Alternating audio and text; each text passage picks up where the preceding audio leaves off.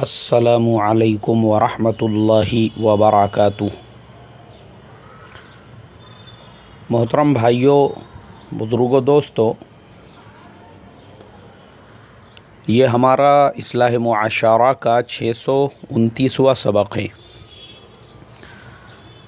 मोहतरम बुज़ुर्गों, एक रास्ते पर मैं हमेशा देखता हूँ, एक बूढ़े बुज़ुर्ग है और उनके साथ में उनकी अहलिया। वो बेचारे दोनों फुटपाथ के ऊपर बैठे हुए होते हैं। रास्ते से आने जाने वाले उनको कुछ खैरात दे देते हैं, सदका दे देते हैं, खाने पीने का सामान दे देते हैं। मेरे एक दोस्त ने, रोज़ाना हम लोग वहाँ से गुज़रते, वो बेचारा कभी 10 रुपये 5 रुपये, कभी मैं दे देता हूँ। इस तरीक़े से हम लोग, हमारा जो पूरा क्या पूरा फ्रेंड सर्कल है, वो कुछ ना कुछ उनको देते रहता। एक दिन मेरे एक दोस्त ने उन बुज़ुर्ग से पूछा, बोले चाचा, आप यहाँ पे कई दिनों से मैं देखता हूँ दोनों बैठे हुए होते हैं, आपका घर वगैरह नहीं है, आपके बच्चे नहीं हैं, आपकी कोई औलाद नहीं है। उन बुज़ुर्ग ने बड़े दर्द भरे अंदाज में कहा, बोले क्यों नहीं बेटा, मेरे भी बेटे हैं, मेरी भी बेटी है, सब कुछ है। और वो फुलानी जो सोसाइटी है ना, वहाँ पे मेरा मकान है। हमारे दोस्त ने कहा, वो सोसाइटी के अंदर तो बहुत महंगे मकानात है, बहुत हाई फाई रेट है। बोले हाँ, वहीं पर मेरा मकान है। बोले फिर आप दोनों यहाँ फुटपाथ पे भीख मांगते हो, लोगों से सदका खैरात जमा करते हो। जब आपका इतना आलीशान सोसाइटी के अंदर मकान है तो फिर आपने सुकून की, आराम की, ऐश की ज़िंदगी गुजारना चाहिए। बोले हाँ, मैं भी पहले ऐसी ही ज़िंदगी गुजारता था, लेकिन मसला ये हुआ, हम लोगों ने सोचे बच्चों को अच्छे से अच्छी तालीम दिलाए, तो ज़िंदगी की पूरी कमाई बच्चों के लिए लगा दी। बच्चे पढ़ लिख कर अपने पैरों पे खड़े हो गए। अब खड़े होने के बाद हमने सोचे कि भाई, जो लेवल का एजुकेशन हमने अपने बच्चों को दिया है, उसी लेवल की बहू भी हम घर में लेकर आएंगे, ताकि किसी टाइप की हमको कमी महसूस ना हो। और हमने वैसा ही किया।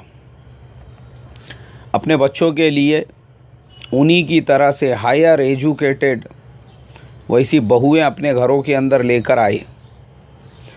अब लाने के बाद आज मसाइल ये खड़े हो गए कि हमारी वो जो मॉडर्न बहुएं हैं, उनको हमारा घरों के अंदर रहना पसंद नहीं है। कई दिनों तक लड़ाइयाँ होती रही, झगड़े होते रहे। हमारी बहुएं वो बच्चों से कहती रही, देखो ये तुम्हारे माँ बाप अगर साथ में रहेंगे तो मैं इस घर के अंदर रहने वाली नहीं। दूसरे बेटे के घर पर गए, वहाँ पे भी हमारा यही हाल हुआ। परेशान हो गए हम, बेटी के घर पे रह नहीं सकते, इसलिए कि बेटी ख़ुद जॉइंट फैमिली में रहती है, उसके अपने घर में भी बहुत सारे लोग रहने वाले हैं। परेशान हो गए हम लोग, और हमारी वजह से हमारी बहू घर छोड़कर चली गई।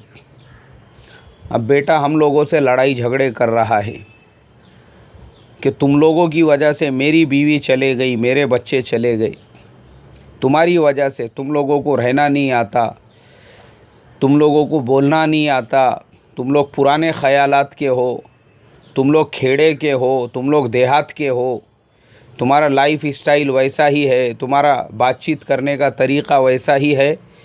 इसके लिए बोले मेरी बीवी वो तुम लोगों को बार बार समझाते रहती कि तुम्हारा रहन सहन थोड़ा सा बदलो, तुम्हारे बातचीत का स्टाइल बदलो।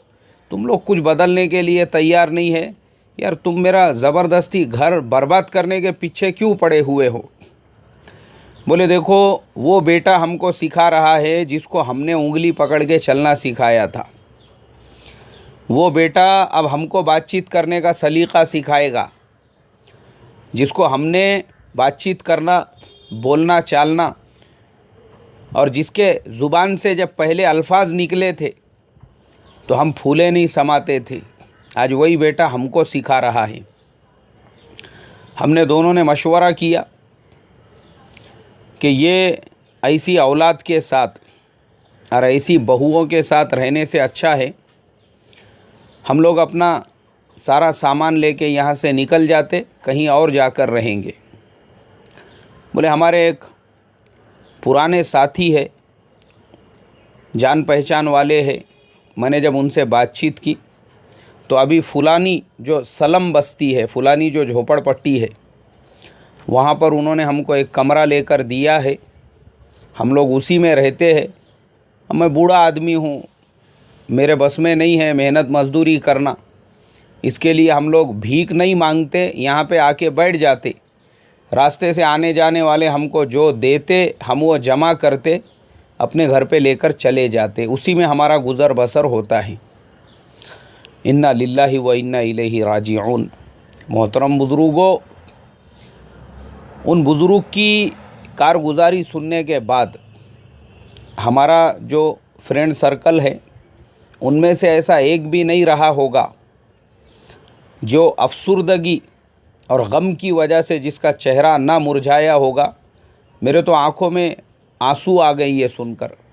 मैंने कहा आए अल्लाह, हमारे ज़माने में औलाद पैदा होने के बाद माँ बाप कैसी खुशियाँ मनाते हैं, यहाँ तक कि औलाद का अगर किसी अच्छे इंग्लिश स्कूल में एडमिशन होए तो कैसी खुशियाँ मनाते हैं। मुझे याद है अच्छी तरह से, लोग औलाद के लिए, हमारे एक दोस्त, उनके बच्चे का एक इंग्लिश स्कूल में एडमिशन नहीं हो रहा था, तो वो अल्लाह का बंदा रोज़ाना 6 महीने तक मुसलसल उस स्कूल वालों के पास जाके रिक्वेस्ट करता रहा, यहाँ तक कि बाज़ औक़ात वो उसके गेट पर 2-2 3-3 घंटे खड़े रहता था। आखिर वो स्कूल वाले समझ गए कि भाई ये इंसान कुछ मानने वाला नहीं, तो उन्होंने कहा कि ठीक है चलो अब तुम्हारे बच्चे को हम एडमिशन दे देते हैं। तो अपने बेटे का एडमिशन उस नामवर इंग्लिश स्कूल में हो रहा है, इस खुशी के अंदर वो जनाब ने पूरे महल्ले के अंदर एक आलीशान दावत का एहतमाम किए। मैंने पूछा उनसे, मैं बोला भाई माशा अल्लाह, इतनी आलीशान दावत का आपने एहतमाम किए, इसकी वजह क्या है? बच्चों का अकीक़ा है या कुछ और प्रोग्राम है? बोले नहीं नहीं नहीं नहीं, मेरे बेटे का फलाने इंग्लिश स्कूल के अंदर एडमिशन हो गया, ये उसकी खुशी में है, क्योंकि मैं 6 महीने से मुसलसल वहाँ पर जा रहा था और उनसे रिक्वेस्ट कर रहा था। मैं सोचने लगा कि माँ बाप अपनी औलाद की खुशियों की वजह से कितने खुश होते हैं, फूले नहीं समझते, लेकिन जब यही औलाद कामयाबी की सीढ़ियाँ तय कर लेती है, अपने पैरों पे खड़े हो जाती है, फिर उनको माँ बाप की ज़रूरत नहीं रहती। उनको लगता है ये पुराना लगेज है, भंगार है ये अपने घर के अंदर, इनको निकालो ज़रा जल्दी घर से बाहर, ये बोझ बने हुए हैं उनको अपने मॉडर्न लाइफ स्टाइल के अंदर। और फिर वो जो बहुएँ हैं, अल्लाह हिफाजत फरमाए। मोहतरम बुजुर्गों, आप अगर देखेंगे टीवी चैनलों के ऊपर जगह जगह पर औरतों पे जुल्म हो रहा है, औरतों पे जुल्म हो रहा है, औरतों पे जुल्म हो रहा है। अरे भैया, औरतों पे जुल्म हो रहा है, लेकिन जुल्म कर कौन रहा है? पता चला कि खुद औरतें ही औरतों पे जुल्म कर रही है। कहीं पर सास बहू के नाम पर जुल्म हो रहा है, तो कहीं पे बहू की तरफ से सास पर जुल्म हो रहा है। अब ये जो बुज़ुर्ग जिनसे हम मिले थे, उनकी बीवी, वो भी तो औरत ही है।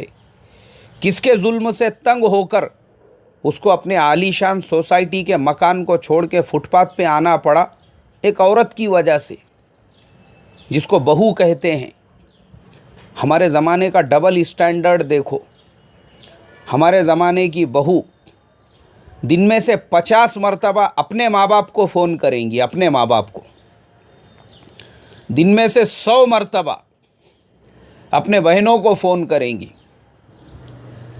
जो इससे कभी बात नहीं करने वाले, उनसे भी बात करेंगी। अपनी फूफी को, अपनी खाला को, अपनी फुलानी चचेरी बहन को, अपनी खलेरी बहन को, यानी इसके अपने जो रिश्तेदार है वो रिश्तेदार, और शोहर की माँ, उसकी किस लिए इसको एलर्जी है? अरे उसी माँ ने उसको जना जिसको आज तू अपना शोहर, अपना हस्बैंड, अपना कुलपति, अपना पति परमेश्वर कह रही है, उसको दुनिया में लाने का ज़रिया तो वही औरत बनी जिससे तुझे आज सबसे ज़्यादा नफ़रत और एलर्जी है। काई की वजह से? हसद की वजह से, जलन की वजह से।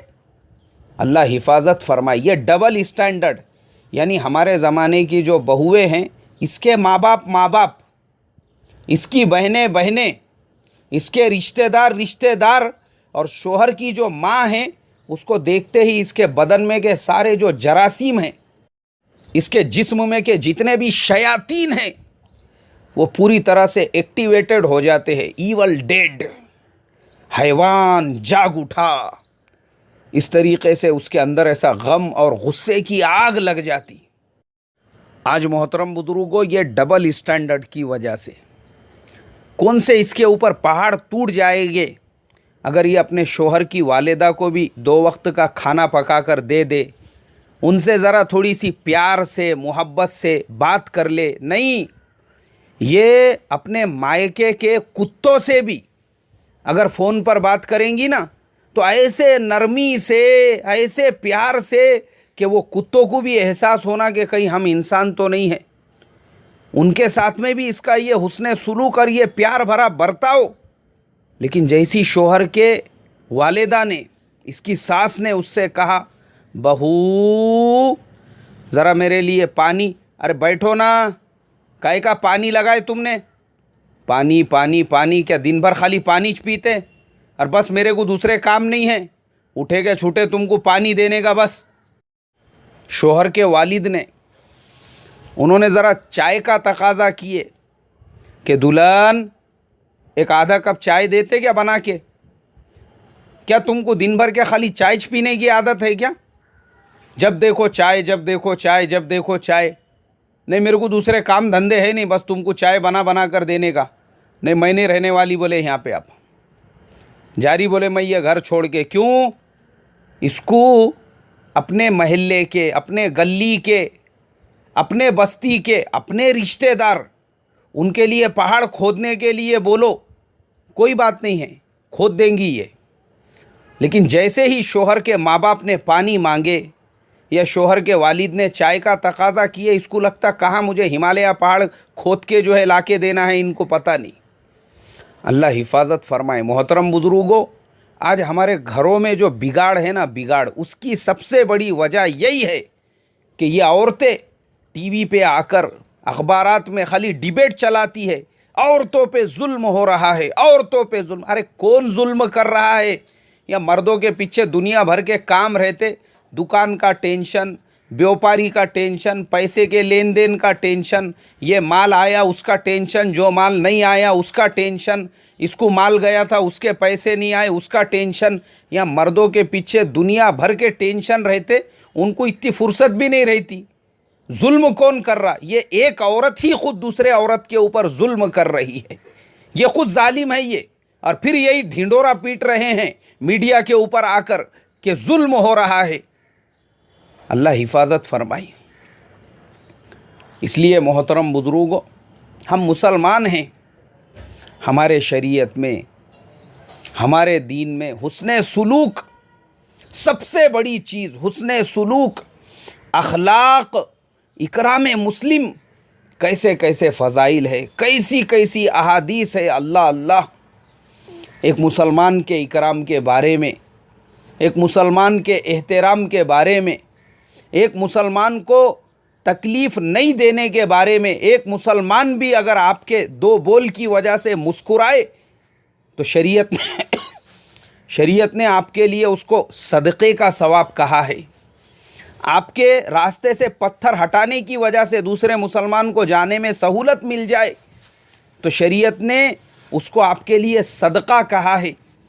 आपके पानी का इंतज़ाम करने की वजह से लोगों के घरों में पानी पहुंच रहा है तो इस्लाम ने उसको आपके लिए सदक़े जारिया कहा है आपने किसी मुसलमान को मुस्कुरा के मिल दिए और आपके मिलने से उसके दिल का बोझ हल्का हो गया, वो आपके लिए सदका हो गया। यानी देखो, इस्लाम के अंदर किसी दूसरे मुसलमान के साथ हुस्ने सुलूक और इकराम मुस्लिम का कितना सवाब है।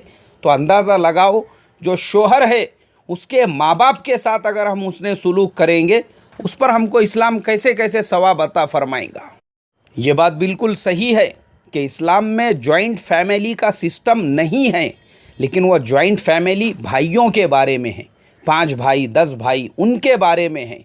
लेकिन ये बेचारा जॉइंट फैमिली के नाम पे अपने माँ बाप को फुटपाथ पे तो नहीं छोड़ सकता ना, तो माँ बाप तो इसके साथ में रहेंगे। तो फिर इसकी बीवी, वो भी इनके लिए महरम है, जिसके लिए इनकी खिदमत फ़र्ज़ है। अल्लाह हम तमाम को हुस्ने सुलूक करने वाला बनाए। अस्सलामु अलैकुम व रहमतुल्लाहि व बरकातुहू।